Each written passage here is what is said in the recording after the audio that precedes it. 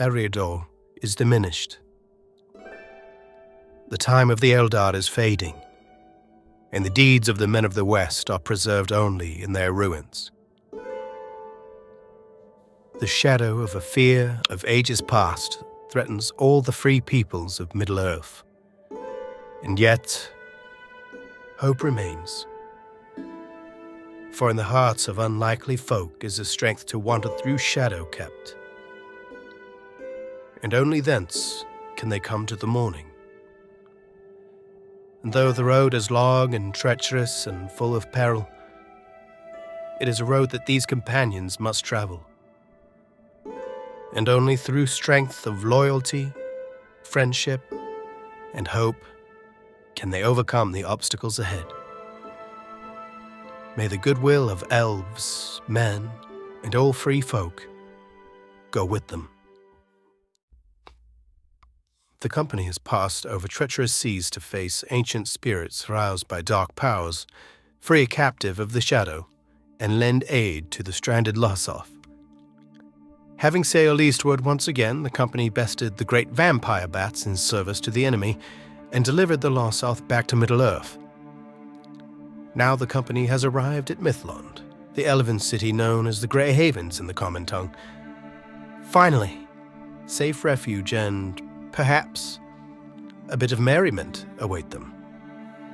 When last we left off, you all had conquered the evil on the Isle of the Mother, or Tol Morwen, as Thrush had so aptly revealed.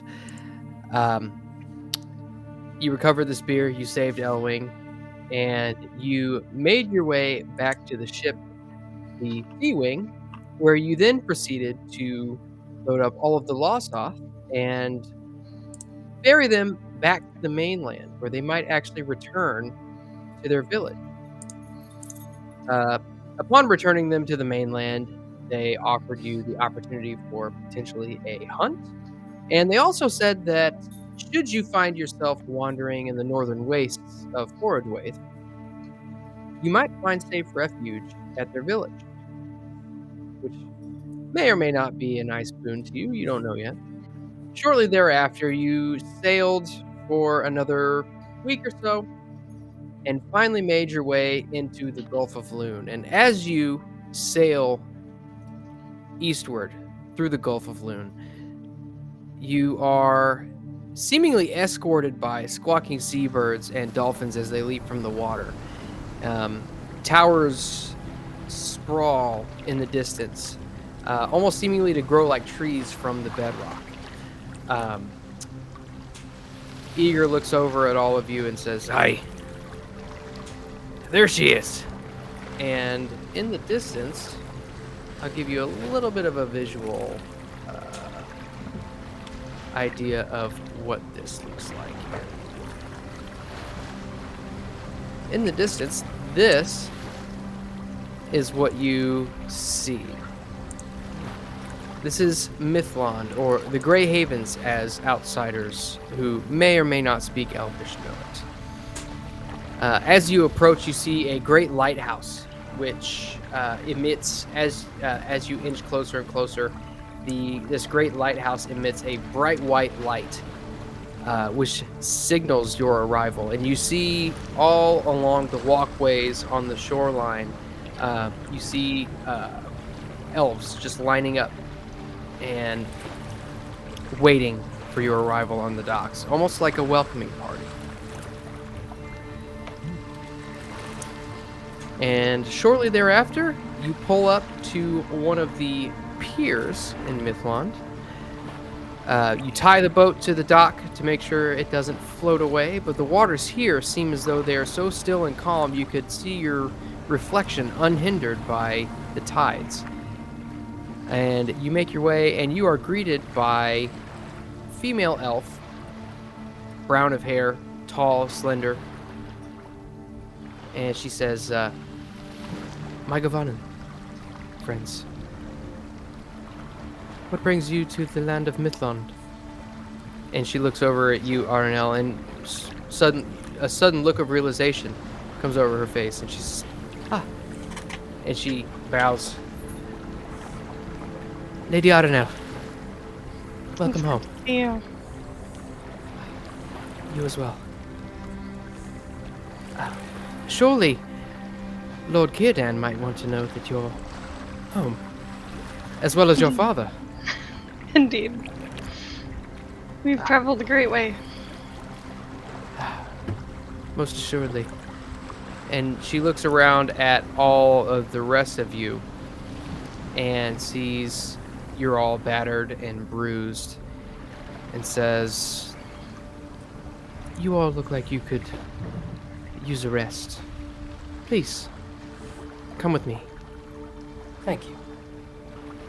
And I think as Thrush passes by Miragar, he's got to tap him on the shoulder. Because he's probably just locked, jaw kind of dropped a little bit, looking around like, this place is beautiful. I never thought I'd actually land here. I've gone past it once. Come Yeah, it now. wasn't even in my thought I'd ever land here, thoughts I'd ever land here. If that makes sense? Some of that made sense. Okay. I've passed by the borders of some of the elven territories inland, but never along the coast. Well, I think you're in for a treat. You have Yes, food. Yes. Come now. Let me show you my home. of course. Food does sound good. Of course. All right. And you make your way around Are Mithlond. Eager and Elwyn joining us? Yes, they are following Okay. closely Okay, behind. I was going to wait until we got off and then turn back and look and see if they were still just going. Yeah. Come on. And they're like, bye.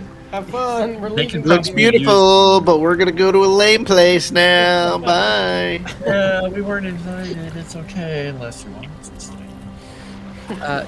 Yes. You all make your way over white marble sets of stairs and high bridges which loom high over the water. You feel as though if you were to fall over the side, you would never be seen again. But the wind is calm, and you feel as though there is no risk of any ill fate befalling you in these lands. And as you enter into a large hall, you can see large mosaic murals on either side of the walls and some stained glass just above, casting shades of blues and greens in on the floor, treating you to just a menagerie of visual stimulus that is just absolutely beautiful. And the lady elf turns around and she says, by the way, you may call me Fembrethil. I shall fetch Lord Círdan. Take your time. Look over at Aranel. She related to you, or does she just know you? No, an acquaintance. A lot of us know each other here. It's I so. can imagine. I don't want to make this sound strange, but it seemed like a family greeting because she was so warm, welcoming. That's just the way of the elves. I was gonna ask as well. She, you know, the way if you were to greet somebody like that in the Shire, and even I guess in Bree, feels like you're of some import here, or at least your family is important in some kind. Well, my father is the guard to Círdan, but to me, he's just dad. I see. Have we would have heard of Círdan if like in the Bree and Shire or anything like that? I mean, Thrush probably would have. Or is there a role of some kind? Most people in those lands probably would not have. However, yeah, if you do give me a lore roll, we can see if you know anything about Círdan. Let's see if we know about Círdan. Nope. I'm pretty sure the answer for me is going to be no, but I managed to get Gandalf and Sauron. They're both looking at me. Yes. Yeah, I only have feet Okay. die, so nope. Yeah, I Of course, mean, yeah. as Bookish could, one. as could be expected, yeah, you know of Lord Círdan, and you know much of Lord Círdan. You know that he was actually one of the first elves, definitely one of the oldest elves. In fact, both you and Aranel know that he, as far as anyone knows, may be the only elf in existence who has grown a beard. And just as you all are kind of contemplating this, you see he walks in. And this is a bit what he looks like. He doesn't wear kind of what you would expect an elf lord to wear. He wears simple garments. Fine, comfortable, well made, but not too gaudy, not necessarily signifying any sort of lordship or authority. Almost as though it's the garb of a master craftsman. And he Look down at Miragar really quick and just nudge him and say, "He's older than the Shire. He's older than this place." He approaches and he elves, says, "That's pretty believable." He says, "Guy Swillon, Pedig ed Helen." And Aranel, you notice that he says, "Greetings. Do you speak Elvish?" And I would respond in Elvish that I do, but my friends do not. Yeah. he Thrush does, but he doesn't say anything. Miragar looking back at Aranel, looking back at Thrush, looking back at Aranel. Like, what's the reply to this if I don't know what's doing? He just asked if we spoke their language.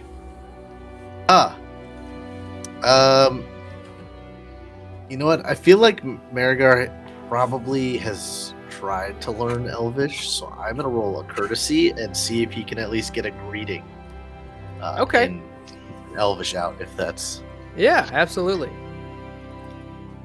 Yeah, you know, Larry, his family's traveled around. He probably encountered at least some elves, so he might know a greeting. Yeah. But Nope. not if Sauron is around. We both have very heavy Bree Elvish. Yeah. Imagine you say, "My governor." Hello. It's most of Yeah, the what right is the- consonants. what is the Elven equivalent to that? What did he say again? I'm gonna. Corvani. Guy Swillon is greetings. My Govanen Guy- is Geese well on, friend. It's a pleasure to meet you. Gisvilon? he looks down at you, Miragar, and over at you, Larry. He says, "Breelanders, welcome to Mithlond. We are happy to have you in this house." We appreciate your hospitality for, well, many strangers and one of your kin. And he actually looks over at Aranel and says, "Istan inifgin." And you can see, and he smiles as he says it, and he says, "I know your face. Aranel."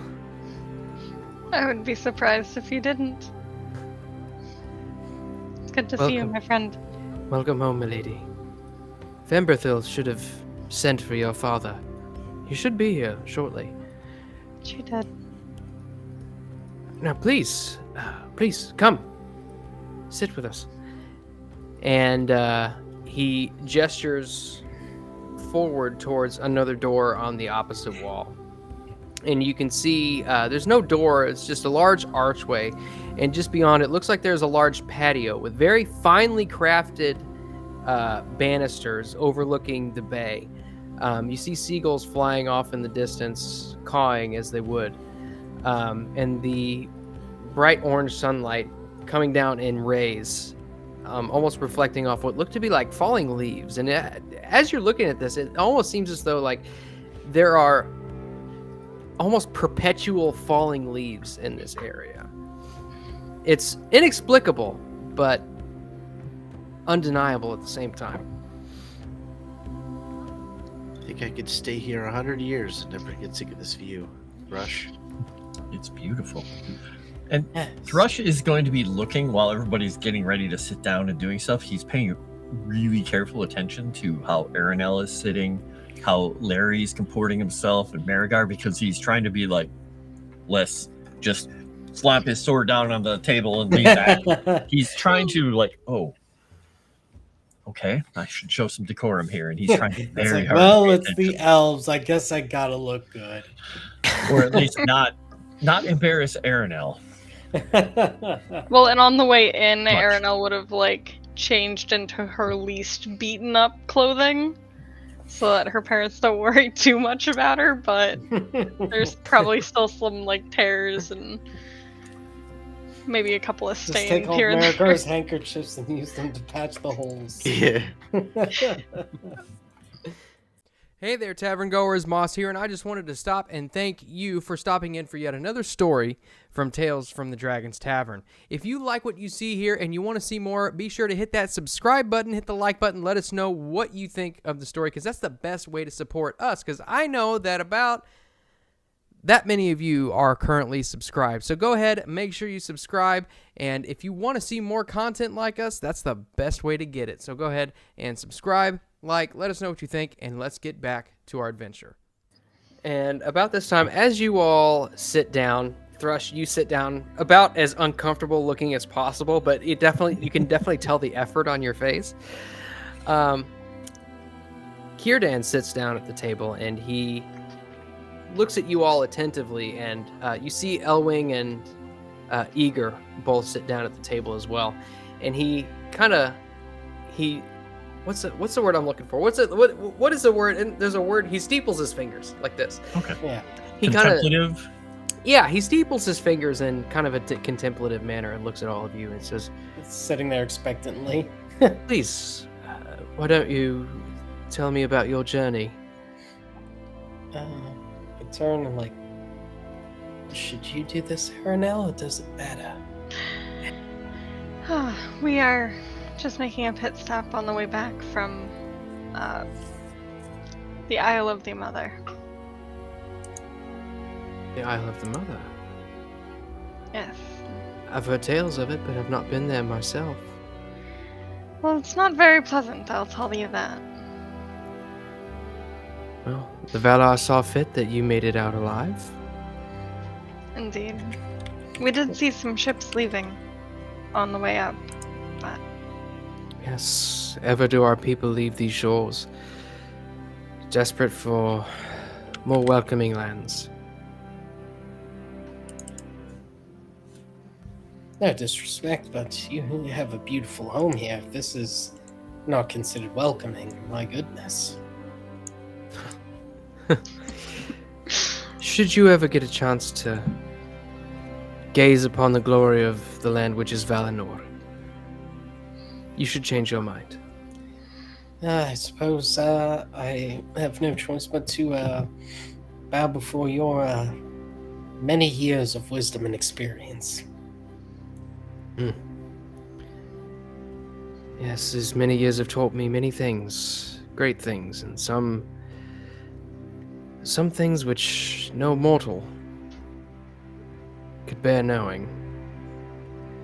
It seems as though you've all battled great evils on this Isle of the Mother. I can see it on you. Yes, there were disturbed spirits of some kind. Yeah. And I- giant bats Yes. on the way over, too. And Thrush is just kind of staring off into the distance. Just kind of contemplating a completely different type of battle that they fought there. I believe. What did the Lost South say? That they believed it was the Witch King that was the source of this evil? I believe that's what they said, yes. So the Witch King stirs again. Well, several years ago, Dark Lord did rouse his Nazgul from their slumber in Dol Guldur. This would not surprise me that things are now in motion. But it seems as though you all have placed a beam in the cog of the enemy's machinations. So it would seem, admittedly, well, Turin, I know, is a great hero. I can't imagine what their plans were over there. And he looks at you, and he looks at the head of your spear. And where is your spear at the moment? Is it kind of just on your back? Is it leaned up It's against? it's probably slung across my back, but it's probably long enough that you could see past the haft and see the point. Turin, it seems as though your weapon was fashioned much after his infamous blade. Yes, I found it on the island. Admittedly, a strange turn of events led us to the island. The great wizard Gandalf led us to an acquaintance of his who claimed to have visions about myself going to that island and getting this fairy spear, so it was worth investigating. And we saved Elwing from certain death. And at this point, you look over at Elwing, and she smiles a little bit. You can tell that she doesn't necessarily know what to say, and neither does Eager. They both kind of look a little bit uncomfortable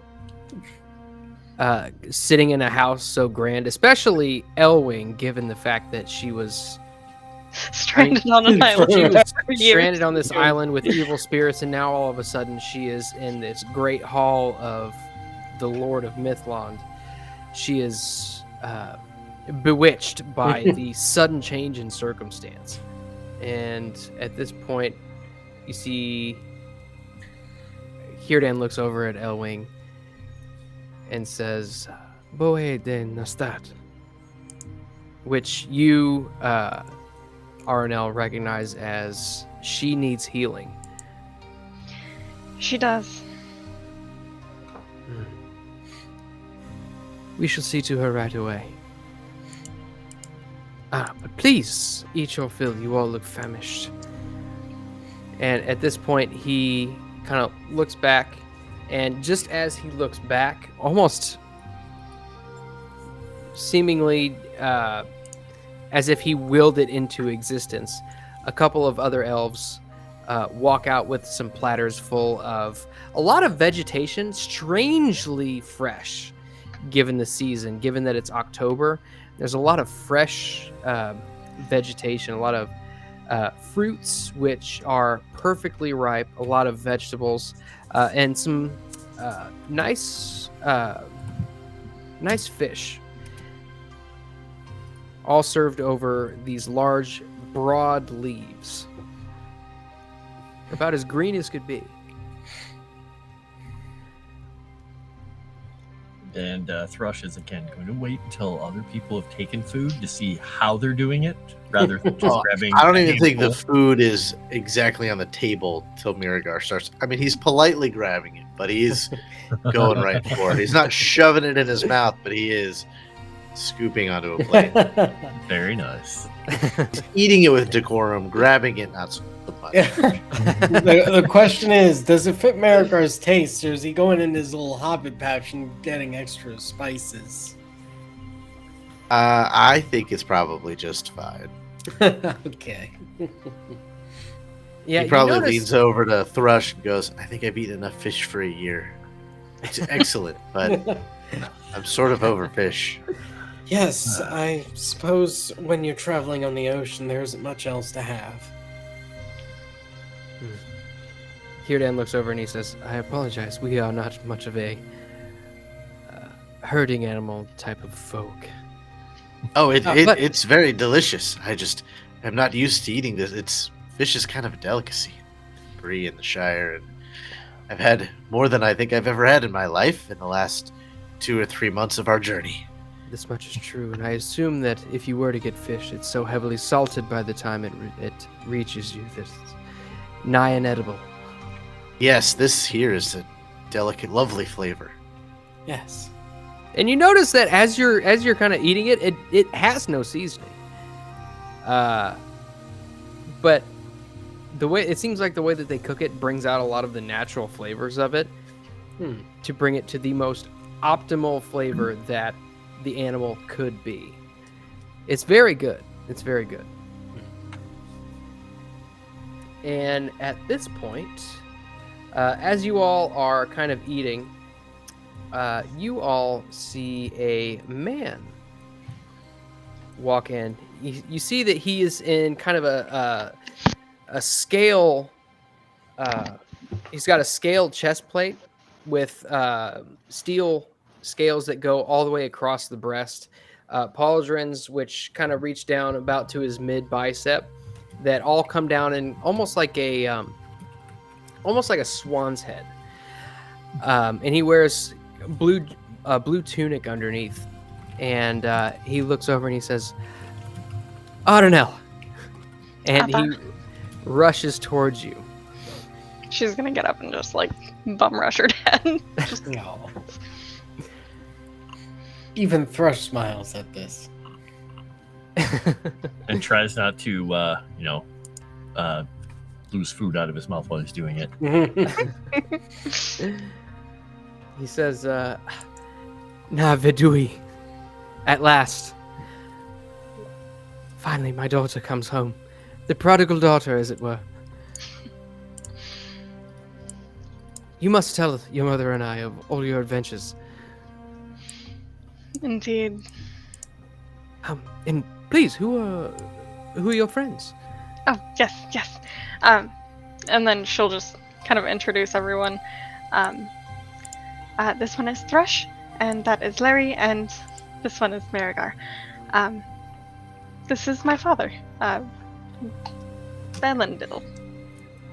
Thrush is going to actually stand up and give him an actual, not a full bow, just a light bow. And then kind of look around and sit back down. Yeah, would Larry know how to greet an elf? I don't think they do handshakes. You Maybe can like a forearm grasp. I don't know. give me a. Be courteous. I would say probably a courtesy roll. And you notice as you're doing this, you notice that he easily enough, as Aranel introduces all of you, he gives you all a subtle bow, and as he does so, he puts his hand to his chest and bows. All right. Well, Larry didn't know that beforehand, so he'll just imitate him. All right. He says, "Well met, strangers. Yes. I pray that by the time your stay here is over, you'll no longer be strangers to us." Well, you've already given us more kindness than strangers deserve, I'd say, so thank you. Indeed. I must get back to my duties, but please, if you all would like, you may join us for dinner. He looks over at Lord Círdan, and Círdan gives him a slight nod.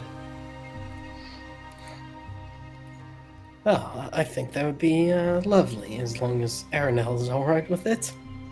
Of course. Very well. I'll be off then. I take my leave. And with that, he turns around on a dime, and you can see as he turns, he's got this very nice curved, like a falchion, a two-handed sword at his waist. Very intricately detailed with silver inlays along the hilt.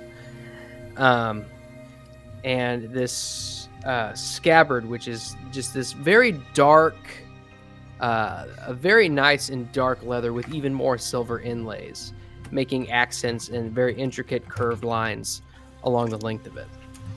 and he turns and exits the room to resume his duties. Have you seen those elves from Hammerfell? They have curved swords. I'm sorry, intrusive thought.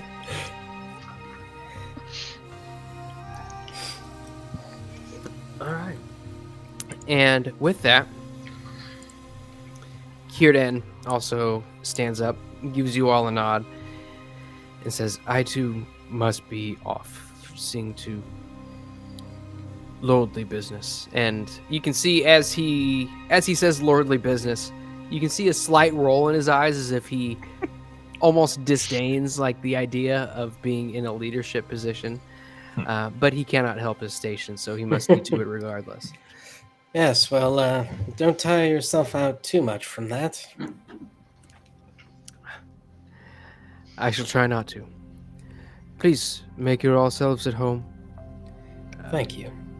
See to whatever services that we may have to offer.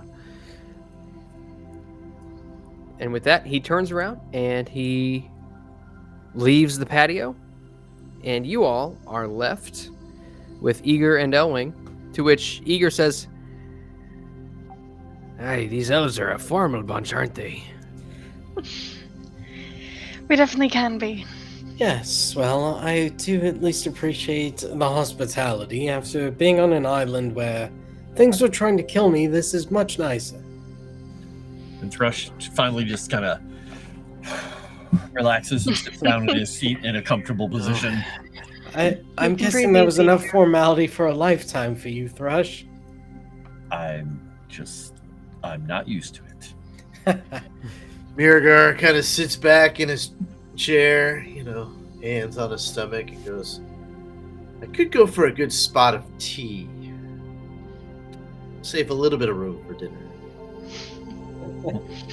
Of course. This elf makes her way out of the main hall, seemingly in an instant. As soon as you said that you would like some tea, with this steaming cup of tea with a few green leaves tucked inside, Oh no! and hands it over to you. The elves live in a surveillance state. They're using Palantirs to read our minds. Miragar kind of looks over at Thrush and goes, I thought that would happen.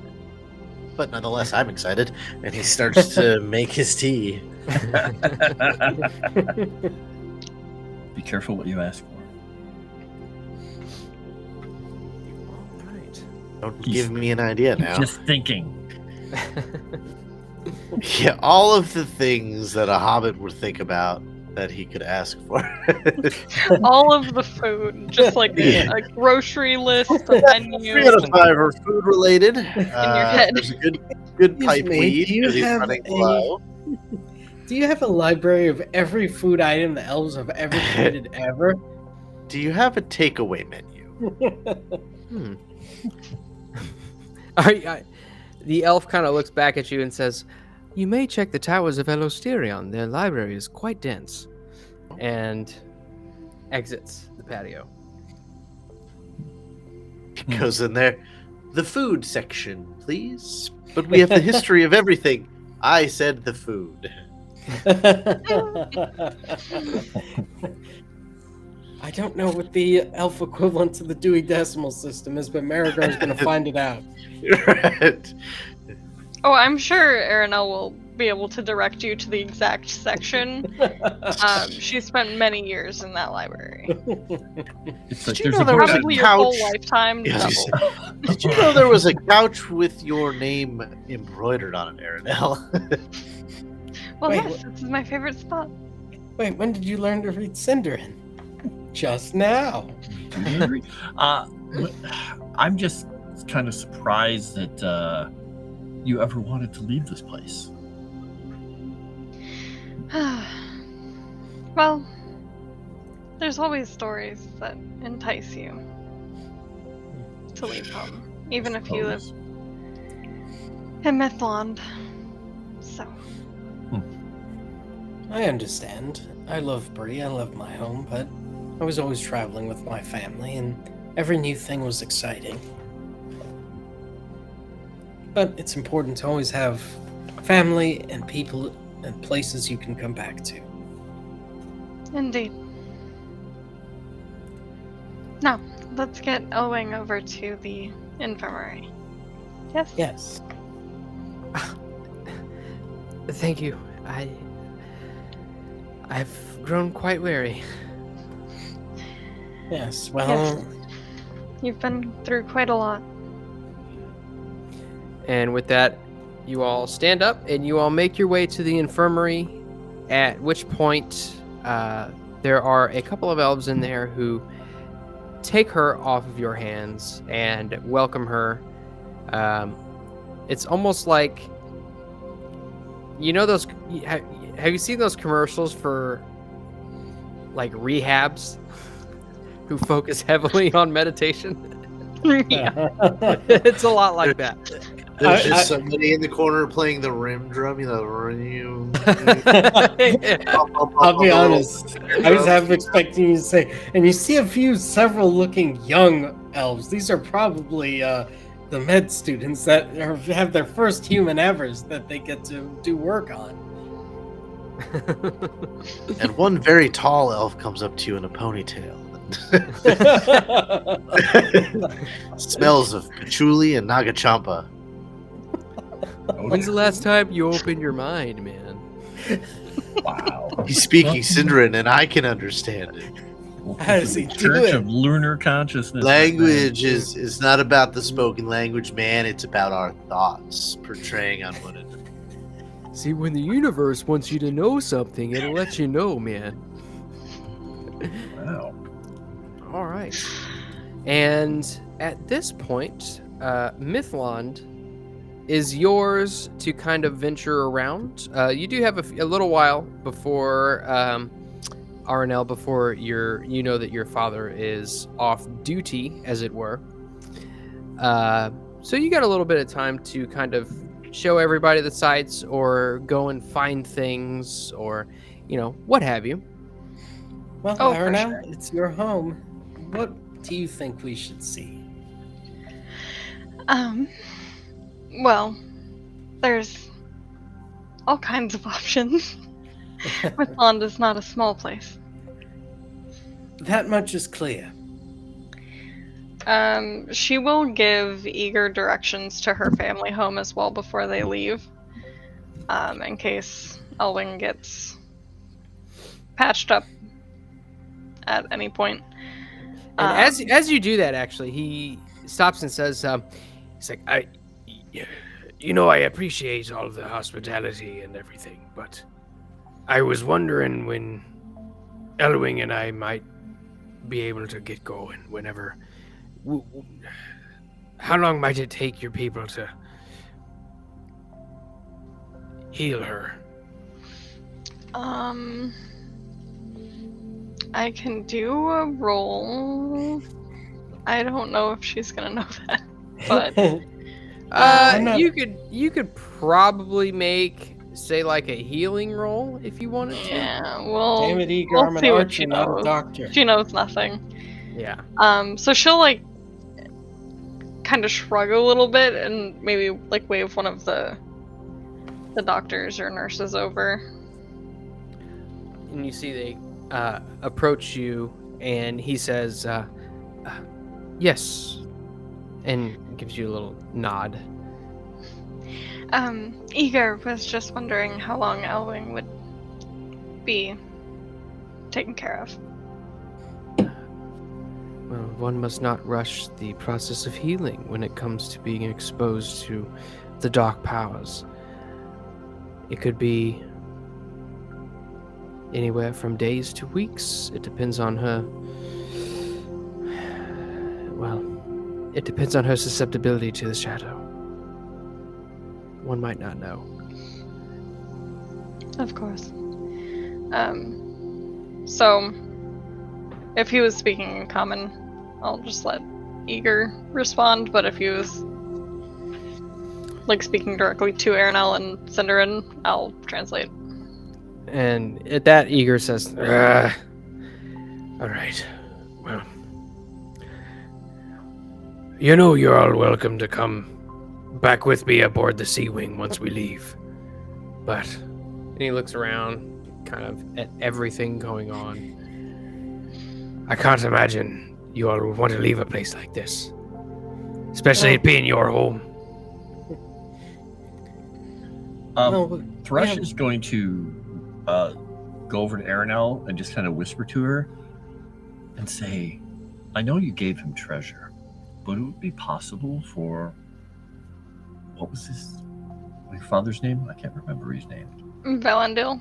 Valandil? Or does he know anyone besides, obviously the shipwright himself, who could do anything to help their ship? Because it was damaged quite badly with that fire.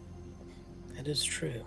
While they're here, I'm willing to help if it's going to require, work to get materials or pay for it. But I think it's the least we could do.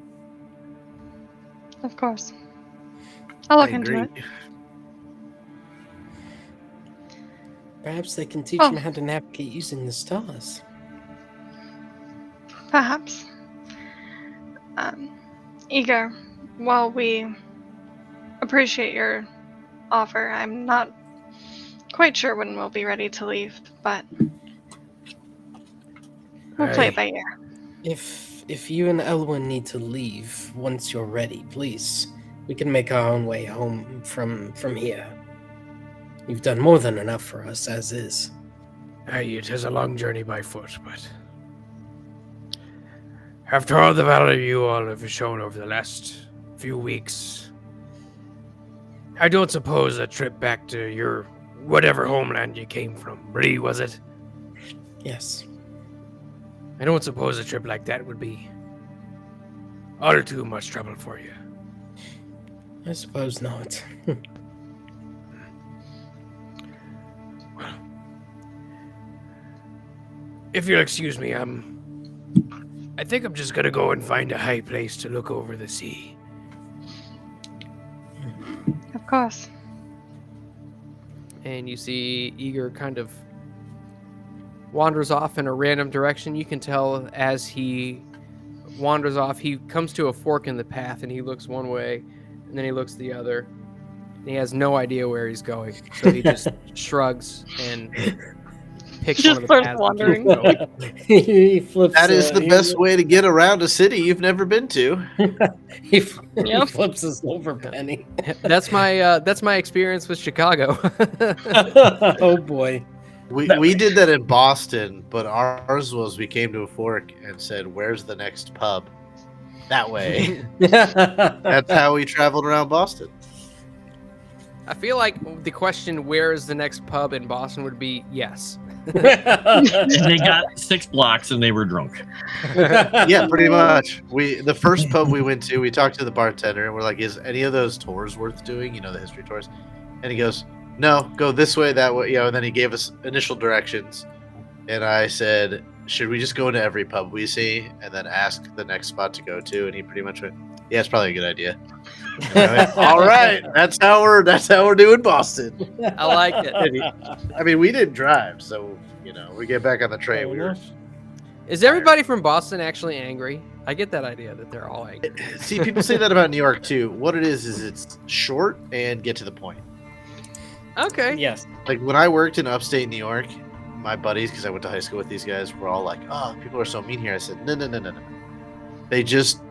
Why, what is it from The Office? Why many word when few do? Yeah. Kind of thing. Why use many words when few words do trick? Or whatever he says, but it's the same thing. And then I said, go to your homeowners and ask them where their favorite pizza place is. Because what they will do is they will tell you their favorite pizza place, but they will explain as to why every other pizza place sucks. Not why, not they won't explain why theirs is better. They will just explain why every other one sucks. Nice. And then I was rooming with it. He came back and he goes, "That's exactly what I did. They all said the same thing. I have no idea why I should go there, but I know why I shouldn't go to any other places in town." Great. Sounds about right. Yeah, that's. Well, my dad does the same thing too. We'll go there and the pizza place will change that he's going to. And I'm like, "Why'd you stop going to Tony's?" And he's, "He changed the frickin' sauce." Or some shit. And then my dad walks in, and they're all like, Tommy, and he's like, oh, I haven't seen you in a while. And he's like, change your pizza sauce back. And they're like, Jesus. It's funny, we don't have to worry about that in Central Missouri, because in Central Missouri, whatever works, they fucking stick to it until it gets too expensive, and then they change it. Gotcha. Anywho, all right. So, Aranel, take us somewhere. Yeah, you all. Is there anything you all would like to do in the interim while you are here? I'm gonna guess Thrush wants to go to the library. Definitely, but he's not pushing it because there's so much to see. I feel like the Miragar will library bring would it be up. best when we have a little bit more time.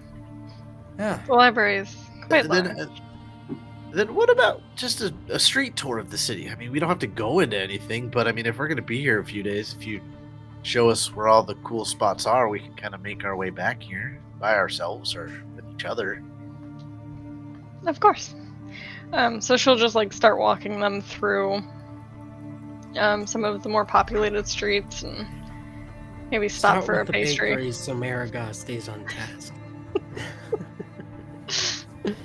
Fish pies again.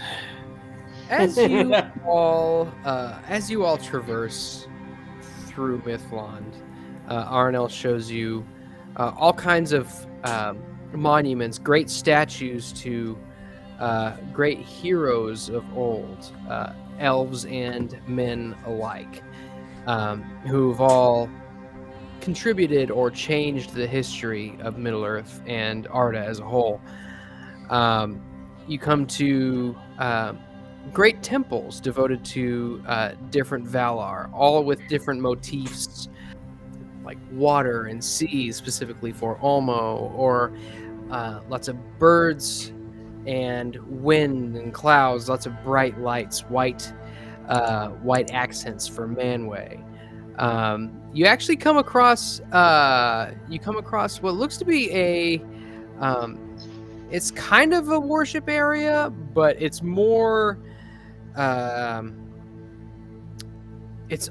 you look at it and it's almost like a wrestling pit. As you come upon it, it seems like an arena with multiple circles drawn in the sand, and there are seats around it on either side, and you actually do see a couple of elves doing what look to be combat sports, mostly like wrestling. Not drawing blood or anything, and not out to hurt each other. But as you look, you see the visage of a very large male figure, long blonde hair, with golden wristbands, and this is the what you, Aranel, have come to know as the Shrine of Tulkas, which is one of the more combative Valar, one of the more valorous Valar, as it were. You then show them to say the highest point in Mithlond, where you can look out over the bay and you can see of it as far as the eye can see into the sea. And as you turn around, you can see the towers of Elostirion and the Blue Mountains to the north and to the south, and you can just glimpse Anuminas, or that general area, the Great Lake of Evendim, just off of the foothills of the Blue Mountains. A very beautiful sight, and it is about this time when you would guess that the sun is in the correct quadrant for this time of year. You would guess that it's just about time for Valandil to get off work, as it were, to end his watch. You guys have noticed that while we've been walking around, well, you might have noticed. You may have noticed. I'm not sure if you've noticed, but you might have. That as we're wandering around looking at all this elven stuff, that Thrush has been kind of not fidgeting with, but nervously just kind of touching that brooch that he had gotten, because he is using it, as part of his cloak clasp, because the one with the white gem and the unknown material and whatnot, and just looking around at all of this. Aranel would probably know its origin, but I'm not sure anyone else does, because this is supposedly from Gondolin in Valeria, which was, the place that's under the water now, and it was the place of the elves. And this is just kind of bringing a lot of interesting thoughts into his head while he's gazing at all this, since this is where they came to.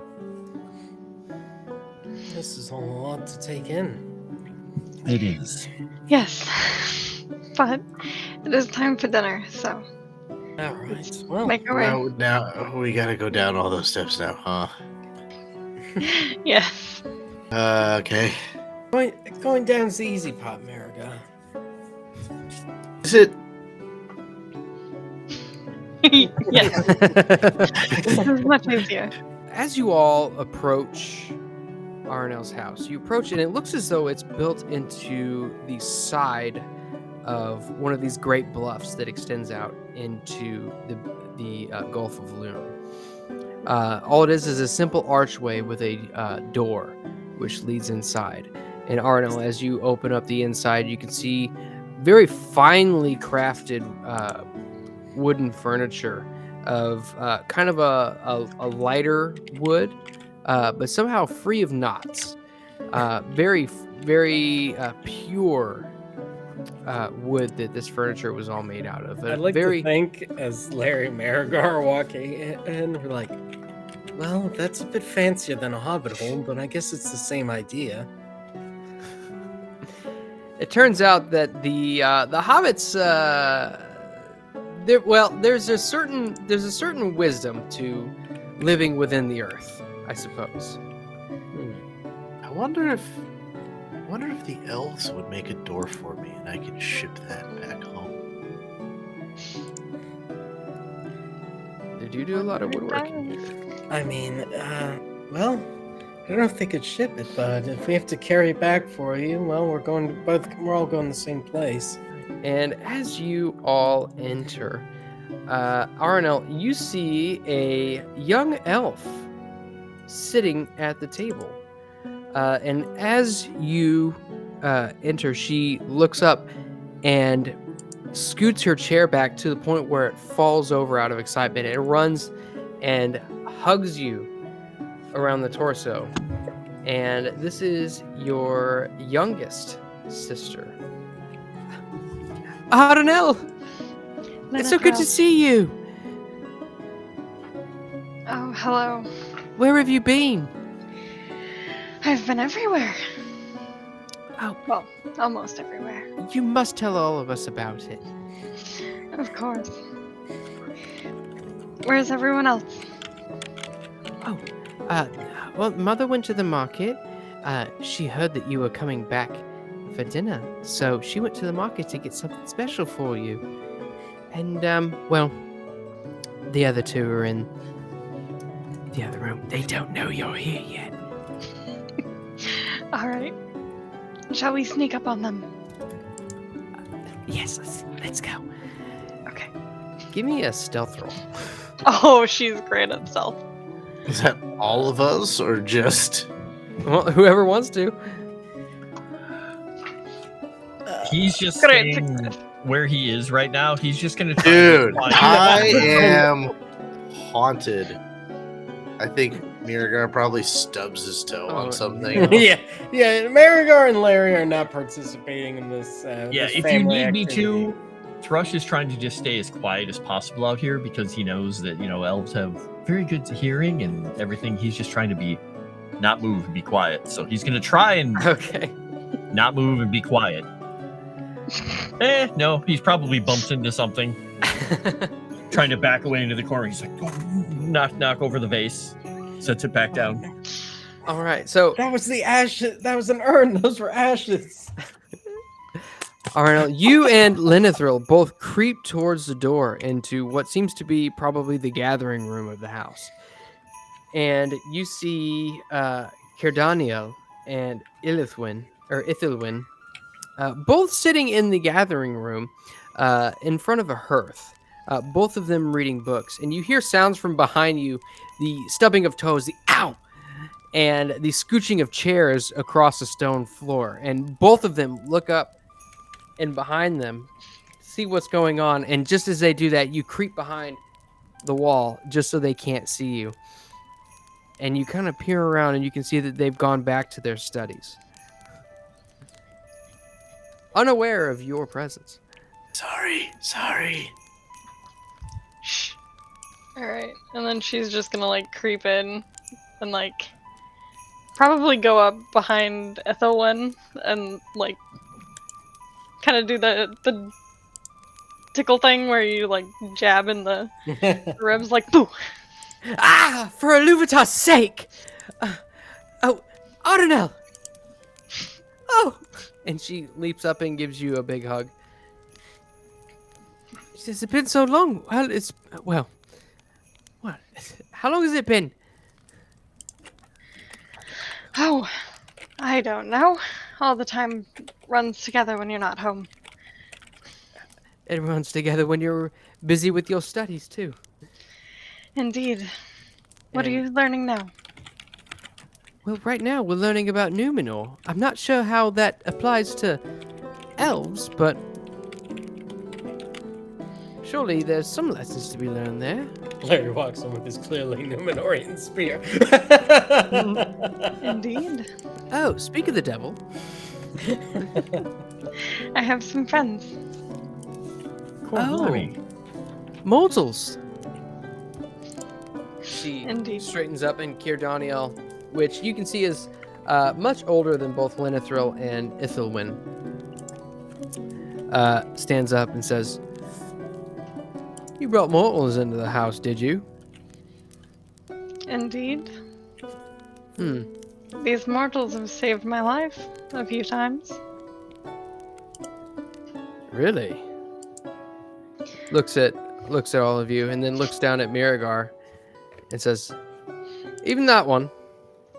Especially Usamna or whatever he tried to say horribly last time. He says it again. We'll teach you how to properly greet an elf sooner or later. Am I not rolling my R's? Is that it? We'll work on it. Let's see. It's something like that. Are you going to be staying around for a little while? For a little while, yes. Good. But I've been hoping that you'd stay around so that I might show you what's what in with a bow. oh, you think you're getting brave, are you? Father's been training me, and I might say I've been getting pretty good. Oh. We'll see about that. Young Aranel here has been using her bow quite effectively on the field of battle, it must be said. At which point Linithril speaks up and says, "Aranel, have you killed someone?" Just goblins and trolls. Oh, I was afraid you actually killed a person. No. And just as you all are kind of joking back and forth, Nimriel walks in the door. It's hard to tell just exactly, especially as they reach Aranel's age. A woman walks in the door from behind you all that looks about the same age as Aranel, but you can tell there's a bit more poise that she walks with, a bit more wisdom, a bit more experience. And you see she addresses you all, Aranel. And she comes in very gracefully and embraces you, Aranel. Hello, Mother. I picked up your favorite. Will your friends be staying for dinner as well? Yes. We would be honored. Very good. Please, if you'll allow me, I'll get straight to it. And at which point she takes what she has gathered from the market and begins preparing it for dinner. Do you require any help, ma'am? Oh, actually, if you don't mind, if you're adept with a knife, you might assist in chopping the leeks. Very good. Miragar, would you like to help? I can help cook, of course. All right. Go ahead and give me a craft roll. Okay, craft is something I'm all right at. I was going to say, go ahead and take a support die from whoever's rolling it, but if you all want to roll separately, you can do that too. I mean, it would just be a what, 1d6, right? Or Yeah. is it a feat die? It'd be 2 because we're focused. Oh, yeah, you're right. Oh, yeah, that's right. So, yeah. There's a Thrush is chance just I trying can to get it stay then. out of the way. I will not be able to get No. it. I can't roll anything good tonight. Oh. No. Larry will try. I'm a little shy with Aranel's mom. There we go. And you look, and she is beautiful. Just this dark, almost raven black hair that comes down in a almost like a waterfall with a single ponytail that comes down over the top of it, and kind of like a silver band that holds it all together. Very angular face, very very beautiful. Not necessarily like it's more of an angelic type of beauty that Aranel's mom possesses. Very much like Aranel. At which point, Nimriel looks back at you, Thrush, and says, "You are a son of Numenor, yes? I am. Welcome to the House of the Elves. We're glad to have you, and although it's been a blink of the eye for the Elves, we are glad that your people, at least those who came to Numenor for the most part, remained faithful to the Valar, and thus you are welcome in our house." He will give her a bow and the hand over the heart. And he's just trying to still stay kind of away from anything breakable. Just in the corner. At which point, Bring him around the library tomorrow. she kind of notices your semi discomfort and says, "Please, Thrush, you call yourself? Please do make yourself comfortable. There's no need for worry in this house. Valandil should be back soon." All right. Then he's going to then sit down if there's a chair away from things. Or is there a hearth? Yeah. Mm-hmm. He'll There is- find a place near it if there's a bench or a chair or even a stool to sit next to it. Yeah, absolutely. And you make your way over to the hearth and just kind of sit next to it. Meanwhile, Kirdaniel and Ithilwyn are both continuing their studies. And you see both of them look at you curiously, and both of them begin asking you questions about men and questions about Numenor, as Ithilwyn had said that their studies were currently about Numenor, strangely enough. Try and answer them the best he can. And with that, Valandil comes back. And just to kind of expedite it a little bit, you all are served dinner, and it is very, very good. Is it more fish? It is more fish. But it's very good, and there are actually some root vegetables, carrots and potatoes, as well as some fresh lettuce with lemon and all kinds of vegetation that strangely goes well together when mixed. Is there anything you all would like to do at this point in time? I mean, we're just gonna tell stories of what's happened, but with Aranel's approval, because I'm sure she wants to slightly censor things. Yeah, so Aranel will definitely be sharing tales of what she's come across in her time away from home, and their first real trip out to the Weather Hills, and maybe skip a few of the the more gruesome parts of combat. I feel like anytime they ask Larry, it's like, oh, what about you? What did you think of this? We'll turn to her and be like, what am I allowed to say? PG. From saying things, but she mostly just doesn't want her parents to ban her from leaving.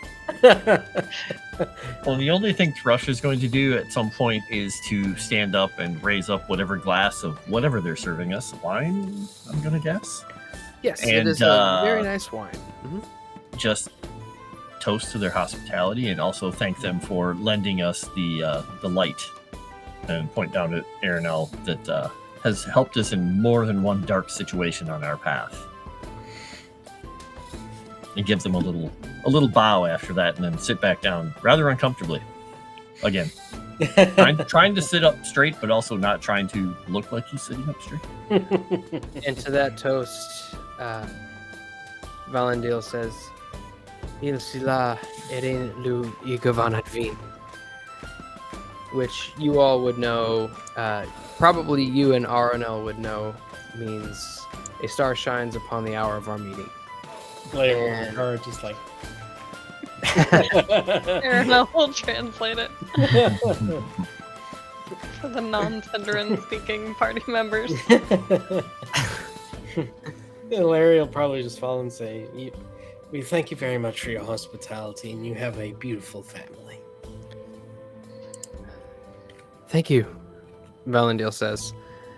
And he also says, please, if you all need a place to stay while you're here in Mithlond, I don't know where your travels will take you next, but please feel free to call our house a safe haven.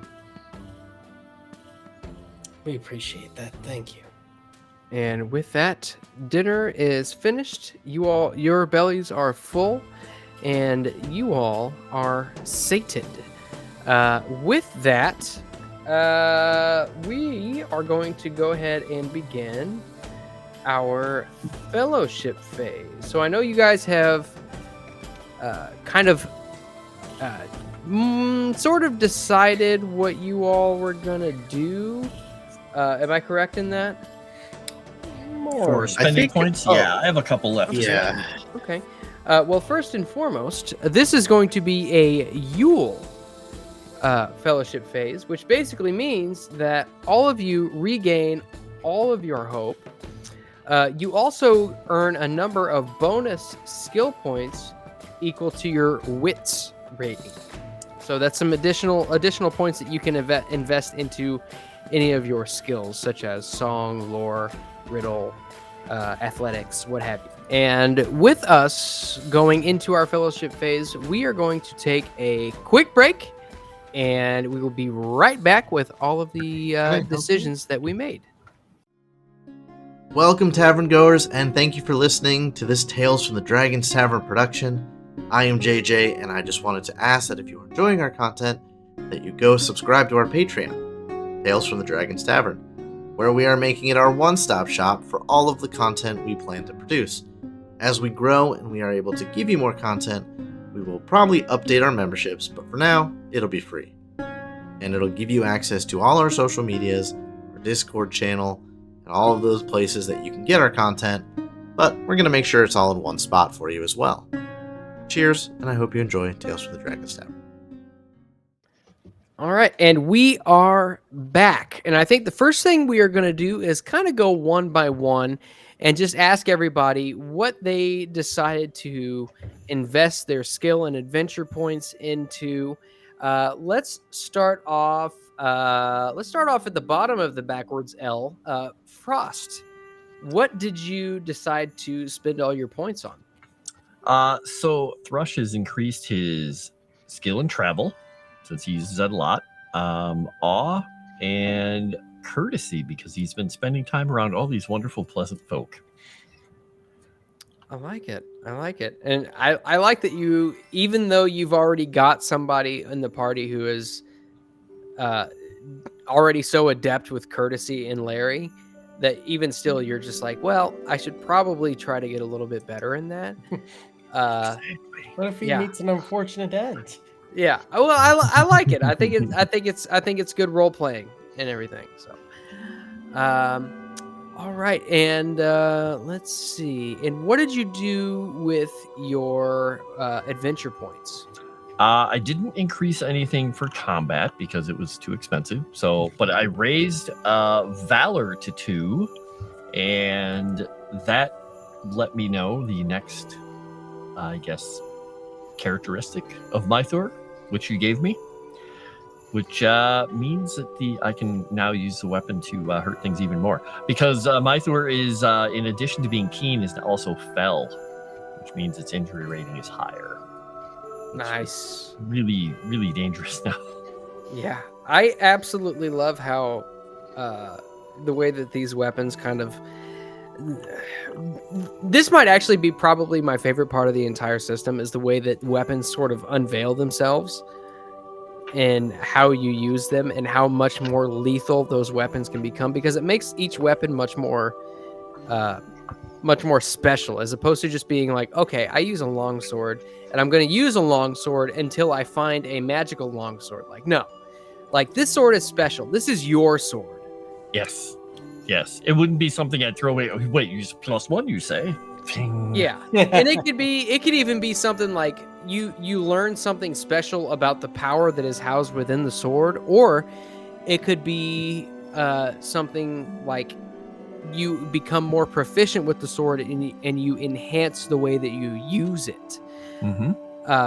And it just, I don't know. I really like the implications that increasing your valor and thus revealing certain traits about certain weapons increases the effectiveness of the weapon. So it's pretty cool. You feel really invested.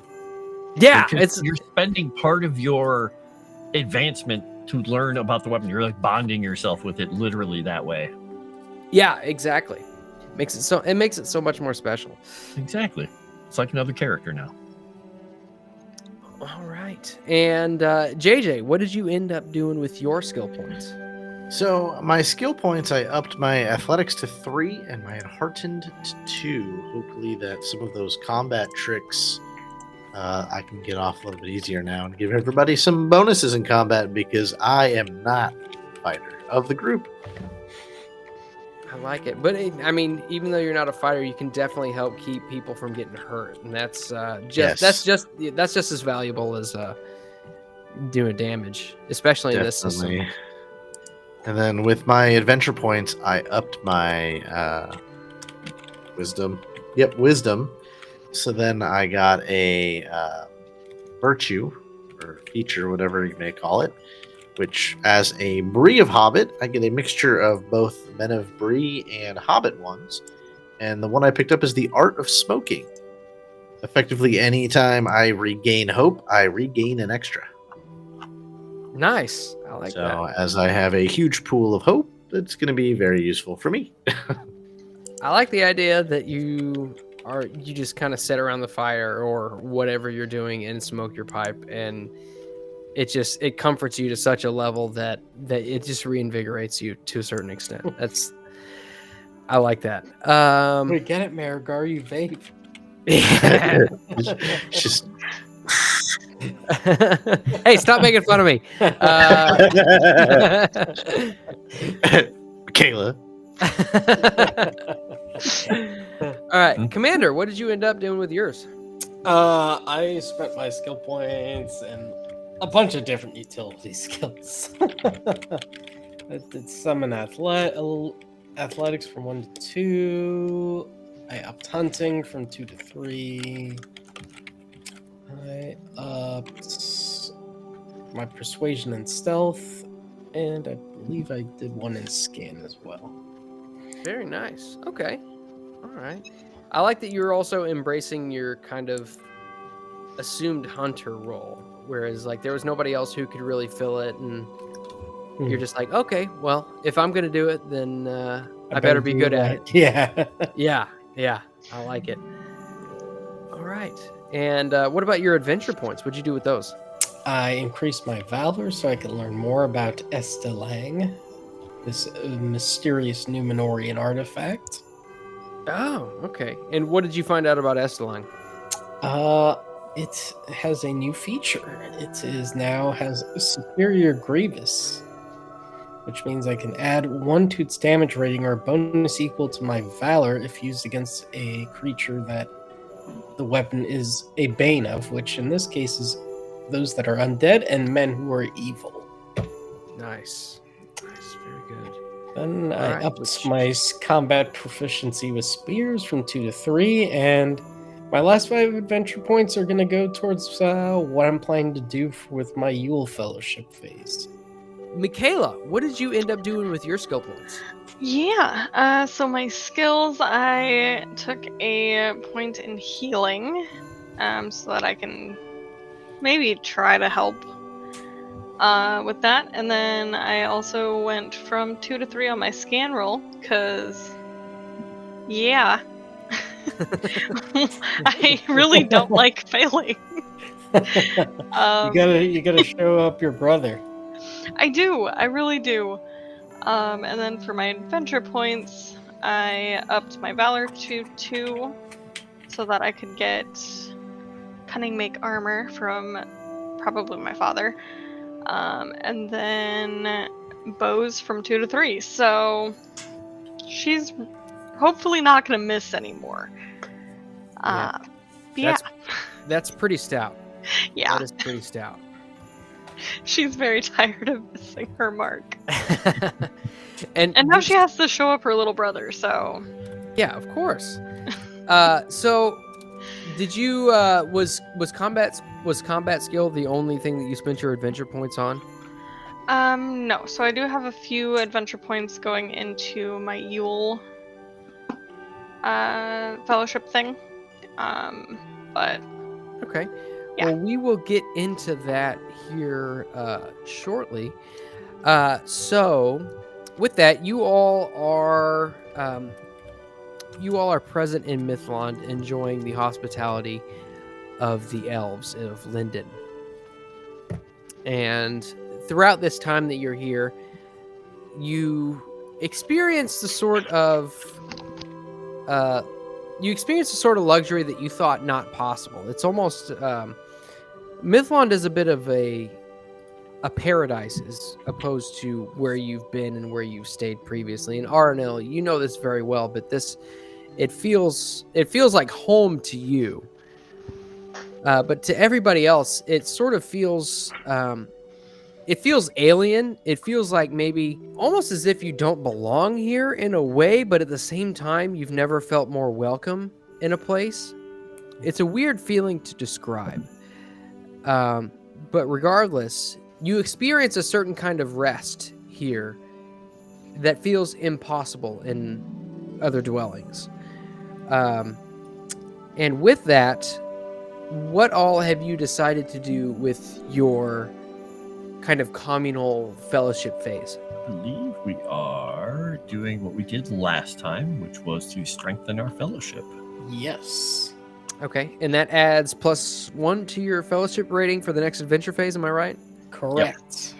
All right, perfect. So you got more, you got a larger pool of fellowship points to spend on hope, which hopefully you won't need, but undoubtedly you will. We always do in one way or another. All right, so Whether it's just to build Aranel a pillow fort or to not die. Right. Yes. All right, so we'll say that you all spend the remainder of October and November through, say, early to mid December, all just kind of experiencing Mithlond and what all it has to offer. Not that it's a large tourist destination, but almost as if as you stay here, the hospitality seems unceasing, and the days just kind of slip by in a haze. You've heard tales of how elves will speak of the passage of time, and how 1,000 years to some is but a blink of an eye, and especially the lifetime of a man is basically the lifetime of a gnat. In that you gain much more wisdom, much more experience, and you feel like the next adventure that you set yourself out on, you all have grown much, much closer as a group through all that you've been through.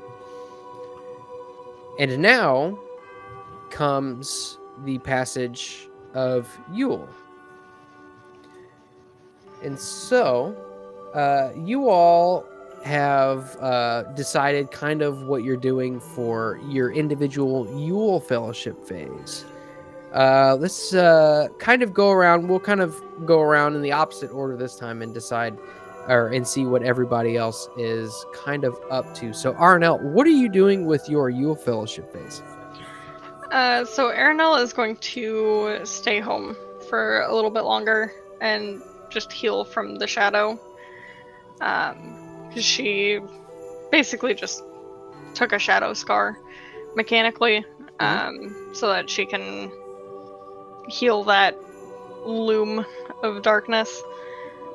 So she'll spend some time meditating and relaxing and doing the elf thing of just like being home and being in like the same wavelength of everyone else around her. Okay. So if I can ask, how would that shadow scar manifest? And like, so all of these experiences that you've had have sort of brought this kind of dread into your heart, have kind of dimmed your view of the world and how it is versus how you grew up. In kind of internalizing all of that dread and all of that kind of sorrow, as it were, how would you say that manifests? I think for her, maybe just since she is so much older than the rest of the party and she's kind of got a broader look on, a lifespan, maybe just thinking about how truly short life can be for some. So maybe just a little bit more anxious or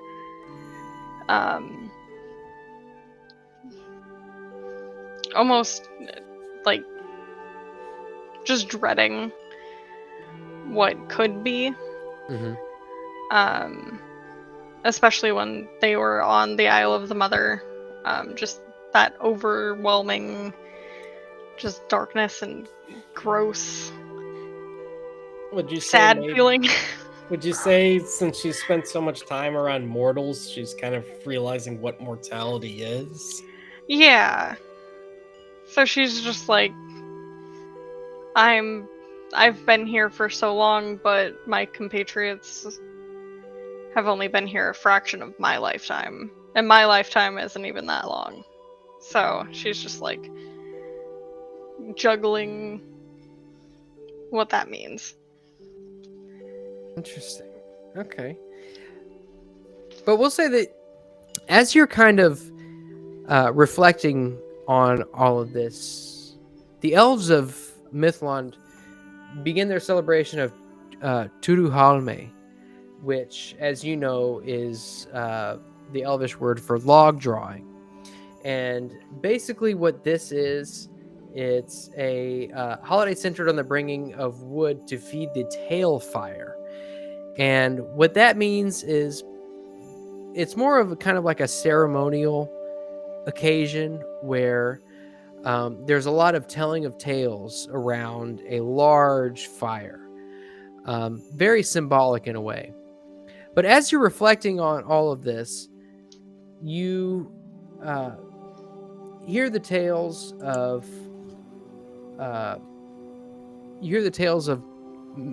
men and elves of old, specifically the tale of Beren and Luthien, and how Beren and Luthien kind of came to terms with her immortality versus his mortality, and the lengths that he went to to earn her hand in marriage and what she sacrificed to be with him.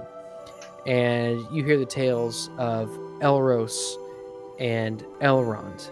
Elrond being the elf who chose immortality versus Elros who gave up his immortality and founded the kingdom of Numenor. And the juxtaposition between those two viewpoints and what mortality versus immortality actually means to people. And in your mind, it is still a very complex equation to try to justify. But its complexity is comforting in a way, in that you realize that you're not necessarily supposed to have to understand it. You're not necessarily supposed to understand what it means to be mortal versus immortal. You are what you are, and you find meaning in that. There's a certain predestination that you find comfort in, and in that you are able to sort of heal the dread which has manifested itself in you with your contemplation of mortality versus your own immortality. Thank you for coming to my TED Talk. Yeah. It's beautiful. I like it. All right. Is there anything else that you would like to do over the course of your Yule celebration? This is basically your own time at home with family. Is there anyone you would like to talk to? Anything you would like to do while you're here? Oh, probably just bug our siblings and go to the library and freshen up on some stuff. And Beat her brother in an Eventually. archery contest. yes, eventually show my little brother who's who. And Actually, yeah, just do me a quick favor, and we'll say that one day over the course of Turuhalmë, your brother approaches you and says, I don't know, I think it's time that we decide just who's best with the bow. if you and- wish. I think we'll just kind of treat this as sort of a kind of a skill endeavor here. So you all kind of go to the local barracks, and you see that there are some archery targets set up. What I am looking for here is I need 3 successful rolls of your bow skill Can I use my scan? before you get 3 failures. Okay. And I would say that considering you are able to use your scan roll as kind of a secondary action, yes, you can use this as part of your skill endeavor. Okay. I don't know if it's gonna let me with no target, but So what I would have you do is actually, as opposed to rolling from your weapon, roll from your skill. gotcha. So Scan. great Okay. success with the success die, so I can get 2 bonuses on my bow.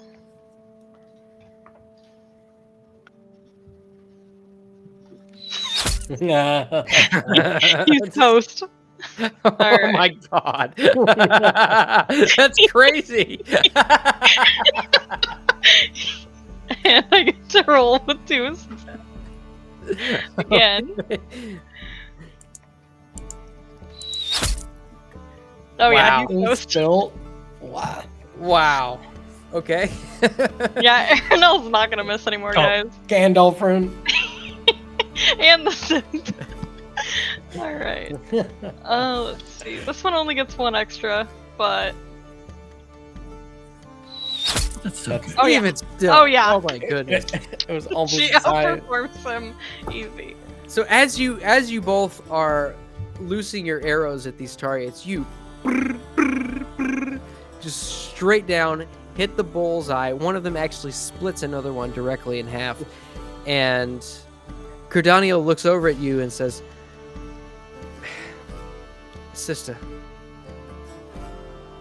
truly, either you are the superior archer, or there must have been a favorable wind just from behind you that guided your arrows. I cannot accept that you have bested me in archery. Oh, little one, you just need to practice more. I don't know. Maybe adventure yourself one day. I'll have you know I am 81 years old now. Yes, and I'm 45 years your senior, so you need to practice. So be it. And you get flashes of the mourner as he says, so be it.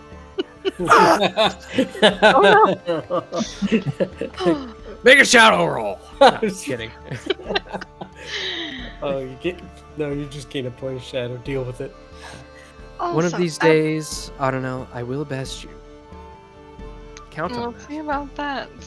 We'll see who the better warrior is. I do need to request Father to have the warriors train in water, though. Cause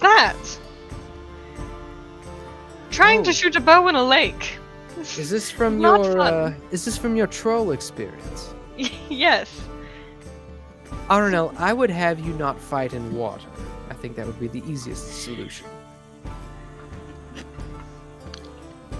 It still wouldn't hurt. I'll pass it by, Father. Now, next time you come back, I'll see you bested. We shall see, little brother. All right. And with that, Yule passes, Turuhalmë passes for Aranel. Larry, what are you doing with your Yule celebration? So he will eventually return back to Bree, but what he wants to do with Yule is probably going to start in Aranel's homeland. He wants to start the process of raising an heir, and he's decided that the young Silda that he rescued he's grown quite fond of the girl. Thinks that she's a wonderful young lady who has the potential to do great things despite facing such tragedy, because she proved that she just has the grit to survive these things. Okay. So what are you doing in Mithlond? Are you looking for equipment? Yes. Looking for equipment? Okay. So as he's there, he's probably going to be talking to Aranel and be like, Aranel, might you help me with an errand before I return home for the holiday? Of course. I've grown quite fond of the young Silda. I think she's a wonderful girl, and I'd like to bring presents for her. Something to raise her spirits and perhaps get her on the right path. Well, I'd be more than happy. And she would help guide Larry around to the different shops to get whatever he wants to get for Skilda, and asking, what do you think she'd be good with, and blah blah blah, and she's just cutting off and like a hyper oh, we could do this or this or this. Absolutely. All right, and with that, you both wander around Mithlond, and you find a couple of smiths and craftsmen who find your errand to be admirable and honorable. And you are gifted with, we'll say that you are gifted with a leather corselet, and you are gifted with a fine elven blade, a sword, a nice falchion-style sword, much akin to Aranel's father's sword, which you had seen previously. Very fine, very sharp, single-edged blade. Very perfect for slashing. But you see it is a two-handed sword, which could be wielded with one hand, but which is perfect for wielding with two hands. But is also light enough for someone of lesser strength, such as a child, to train with, if you saw it so appropriate for her to train with a real blade. Excellent. All right, and with that, you make your way back to Bree. Is anybody else going back to Bree for the Yule holiday? Thrush is done. Yeah, I think Miragar would probably head back with him for the holiday. Perfect. Okay. So, you all make your way back to Bree. You pass by through the borderlands of Lindon. You look off to your south as you travel after a couple days. You see the Tower Hills and the three white towers, the tallest of which being Elosterion. You continue making your way past the Far Downs into the White Downs into Mickle Delving. Excuse me. And you make your way through the rolling hills of the Shire, now covered in a thick blanket of white snow, almost unmolested, and rolling in a... almost as if it's you're walking upon a gargantuan sheep, pure and white. Eventually you come across the Brandywine Bridge and cross over the frozen Brandywine and make your way finally to Bree. Excuse me, I've got something stuck in my throat here. Eggnog? That's what I was It might be. I think it's the yolk. The only cure is more eggnog.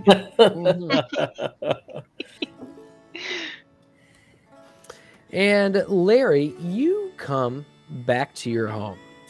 Miragar, what are you going back to your home? Are you staying with Larry? What are you planning on doing? So, backtracking from Miragar just a little bit. I think the start of this fellowship phase, Miragar goes out on a specific mission one day and gets himself a nice, giant, empty book to start writing, as his Yule fellowship phase is going to be recounting a tale or a story. And he is going to start writing the adventures of him and his friends, as he knows that some of the other hobbits that he looks up to have done the same. And he will also make sure that with that, whether it is ink or quill or what have you, he gets gifts for Bilbo and his parents and stuff like that. So I think he probably spends Yule maybe in Hobbiton, maybe in Bag End, if Bilbo is having a celebration or a party. If not, he probably is spending his time in his apartment writing the story of his friends' adventures, as of up till now, at least. Okay.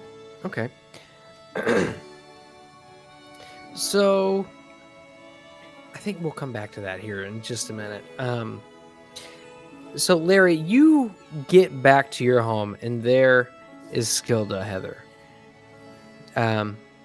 You see that she is currently, as you walk into the house, she's currently stirring some sort of a stew in a pot, and it smells divine. It smells of apples and pork, something that you are missing very much, as your recent diet has consisted about 90% of fish. And as you get over here. As you enter through the doorway, the cold rushes in behind you, and a small gust full of snowflakes rushes in the door as you shut it behind you.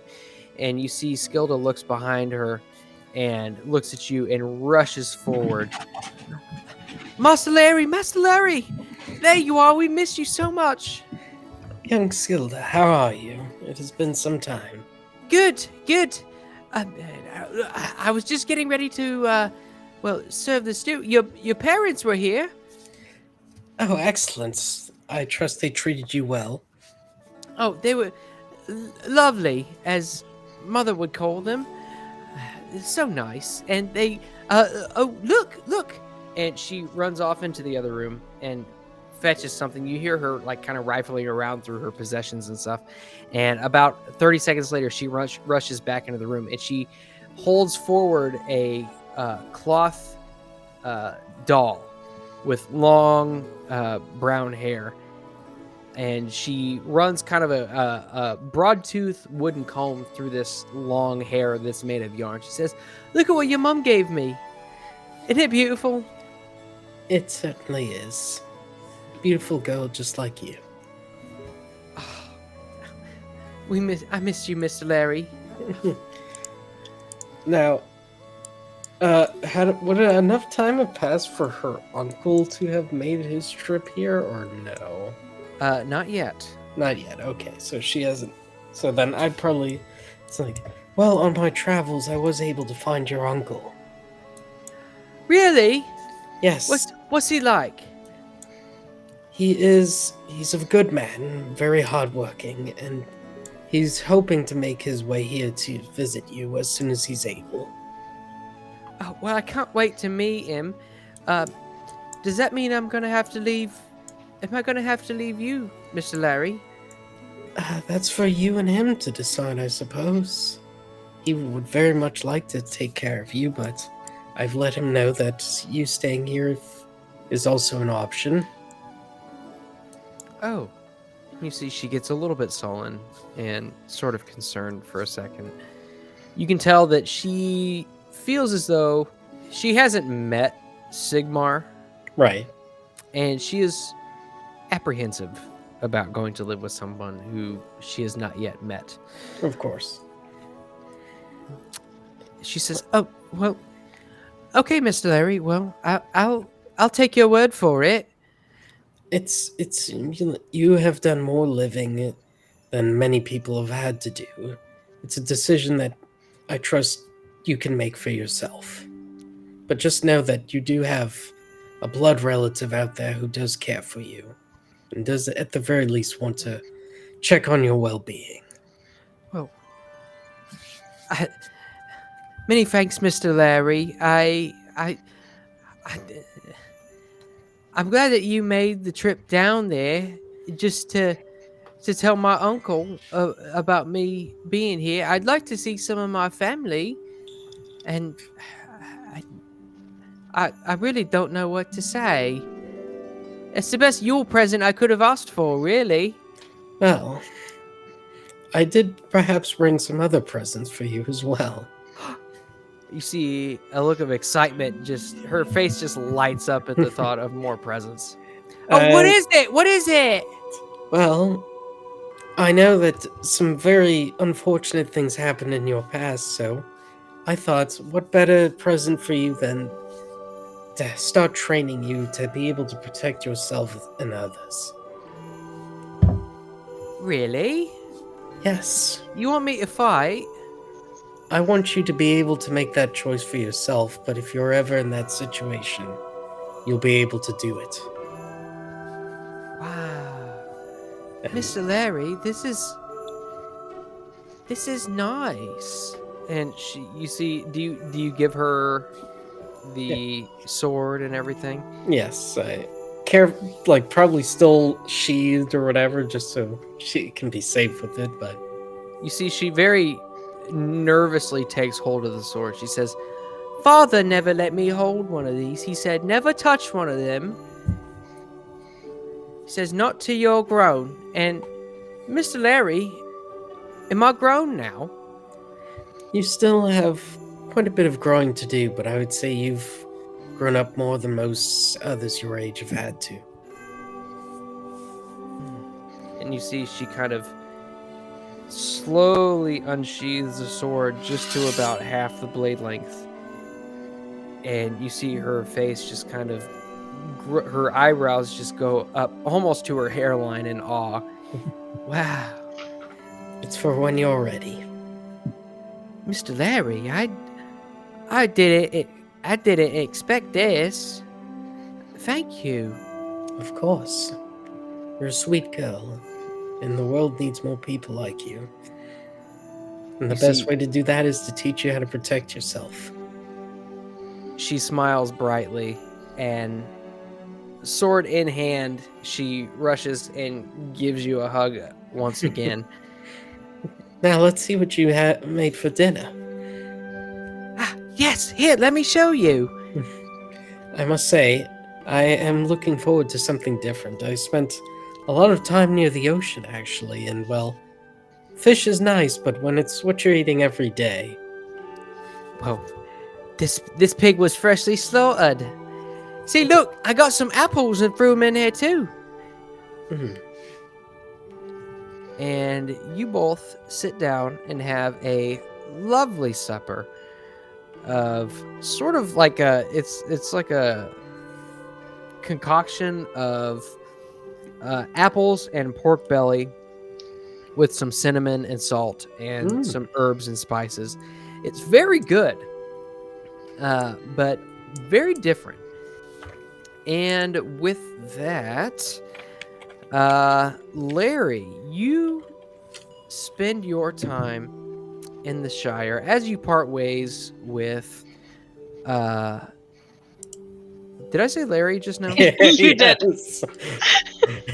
At least you There we didn't go. confuse me with Thrush this time. You're branching out, Moss. I can't wait until you confuse Larry for Aranel. That'll be the day. Right? Oh. All right, Miragar, you spend your Yule in Hobbiton. You break off with Larry going his way across the Brandywine Bridge while you make your way northwards from the road to Hobbiton. And you make your way to the home of Bilbo Baggins. And while Bilbo Baggins isn't known for accepting a whole lot of guests except on party business, you approach his door and rap on it a few times, and he answers heartily. It says, Miragar two-step. Please, Cole, come in. Mr. Bilbo, it's good to see you again. I see you've survived thus far on your adventures. Yes, it has been quite a few adventures, I think, since we last broke bread and had tea. But here, before we get too comfortable, and he pulls out a little satchel and he goes, I just arrived from Grey Havens, Mithlond, exactly, and I thought I'd bring you some ink and a couple fine elven quills. Says, my gratitude knows no bounds, Miragar. This is a fine gift indeed. And you see he kind of thumbs through the pages. Such craftsmanship. You know, I did make my way through Rivendell once, but never through Mithlond. That's a whole different area.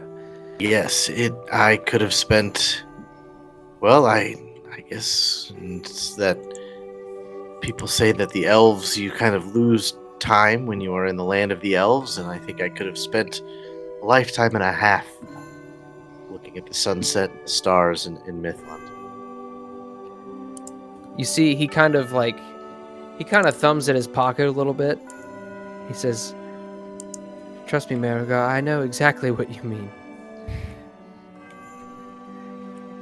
Perhaps one day you can make your way to Rivendell and I'll make my way over to Mithlond and we can compare experiences there. Oh, that would be fantastic. And that is kind of why I'm here. I don't feel like going home just yet. And I know that the sharing stories with you and talking about the adventures I've been on would keep my fancy alive for a little bit longer. I feel like even my folks and those of Bree, I know most of the Shire, would see me as queer in some way, and too adventurous and all of those things. Yes, the folks around these parts are quite boring, are they not? Ah, come! Tell me of your exploits. What foes have you slain? What dragons have you bested? Well, I think as all good adventures start is with the slaying of trolls. And he kind of cracks a smile. I know that all too well, Miragar. I know that all too well. Now, please, forgive me. You hear a whistling in the background. Tea. Would you like some? Yes, please. And he pours And I you think a- he spends, probably a couple days to a week,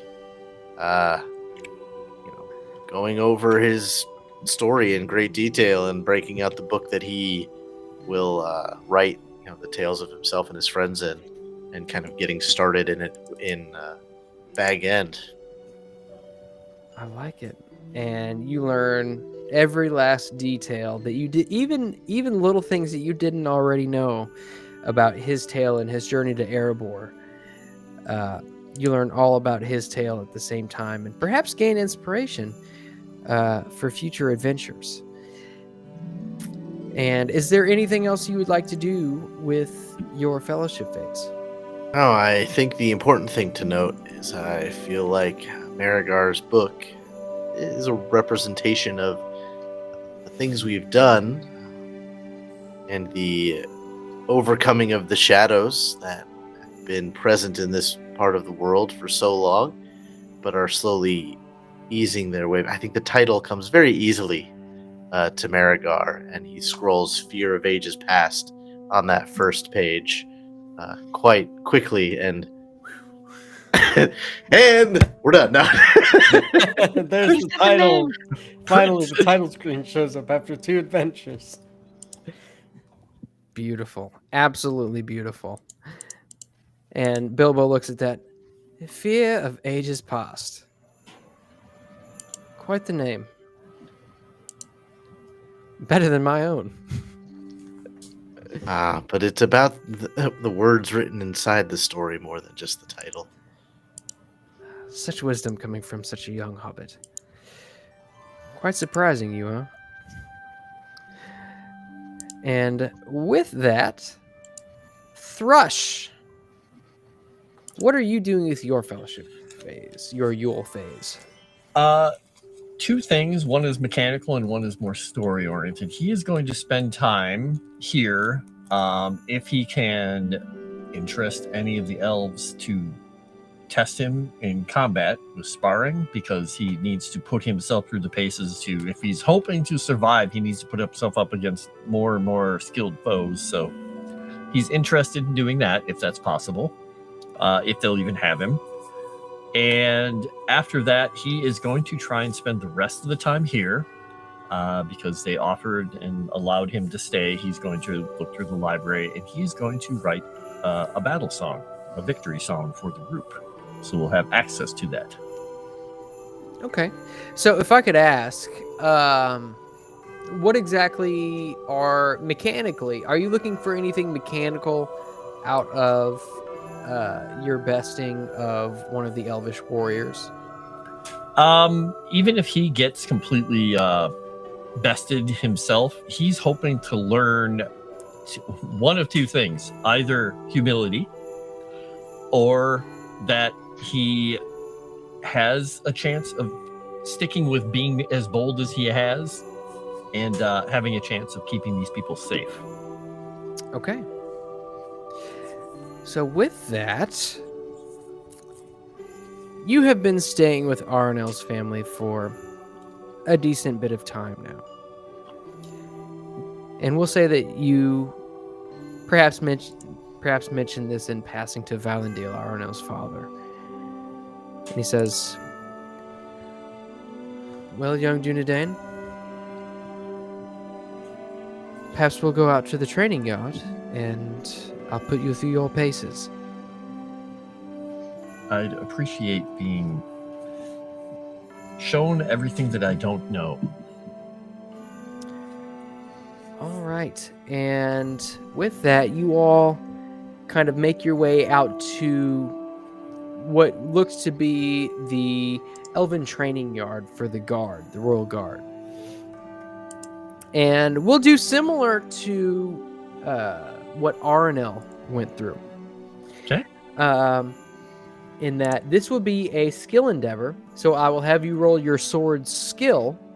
Okay. As opposed to the weapon. But what I'm looking for, since you are going up against a very skilled warrior, I'm gonna need 3 successes out of 4 total endeavors. Okay.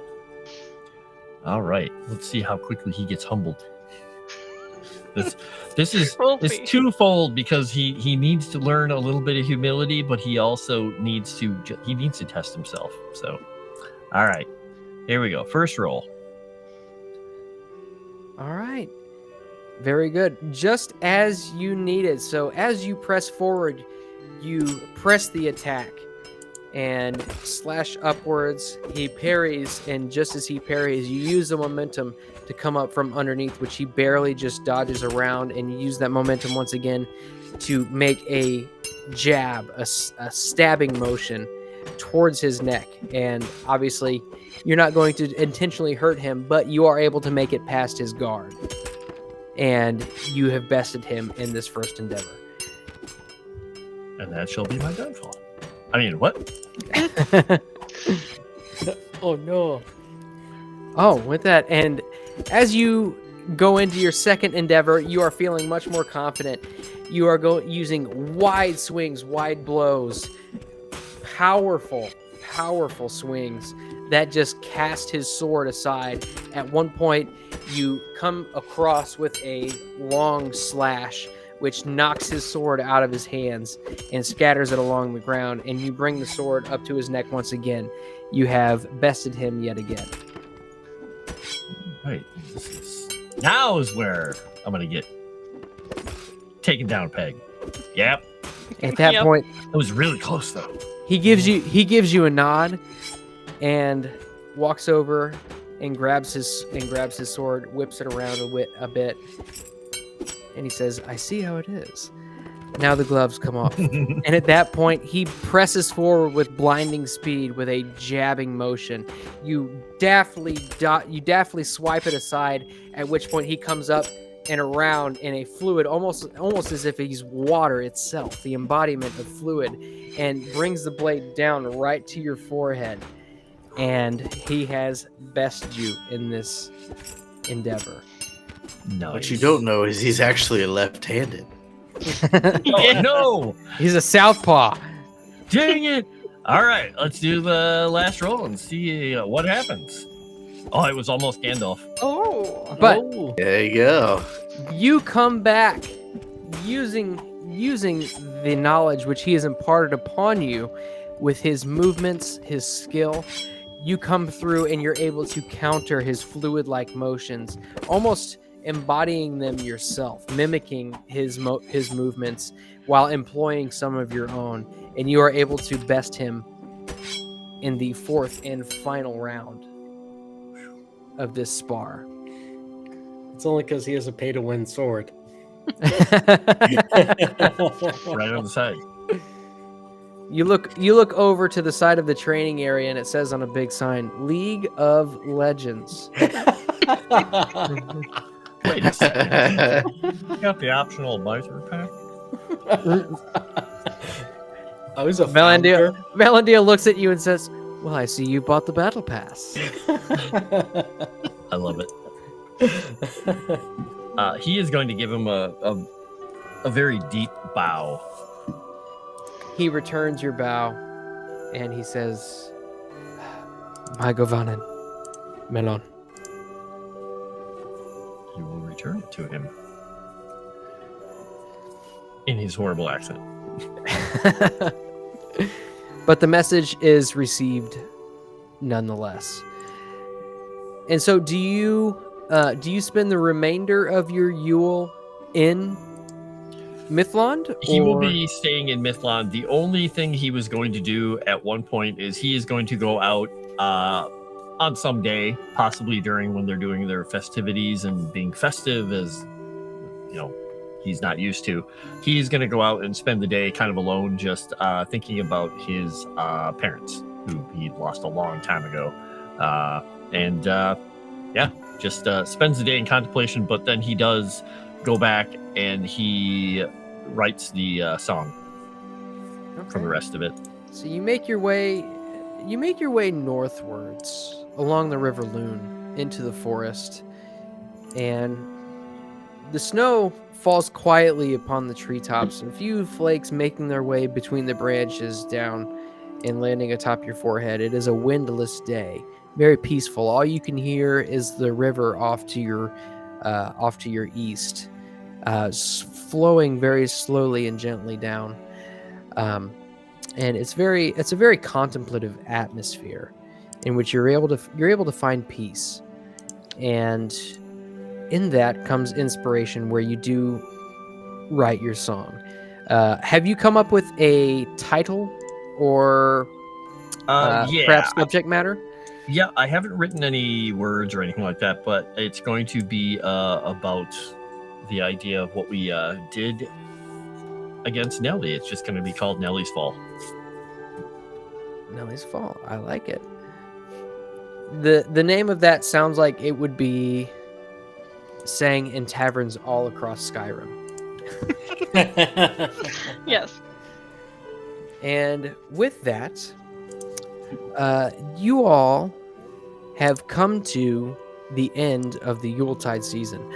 I assume that you probably all would have agreed to meet up somewhere. Yeah, probably back in Bree, I'm going to guess. Bree or maybe the Shire, because it's like a midway point. True. And Miragar would be there. I think maybe Bree, if you guys stop by and pick up Miragar on your way to Bree. That makes sense, yeah. Now we come on through. Yeah, we can do that. Okay. And so you all meet back in Bree. And Miragar, on your first night back in Bree, you fall asleep in your apartment back in your own familiar dwellings. You feel rested and satiated by the Yuletide season and all the celebrations that you had and the stories that you exchanged back and forth with Bilbo. And a dream comes to you. And at first, it's a very peaceful dream. You are floating over the waves of the ocean.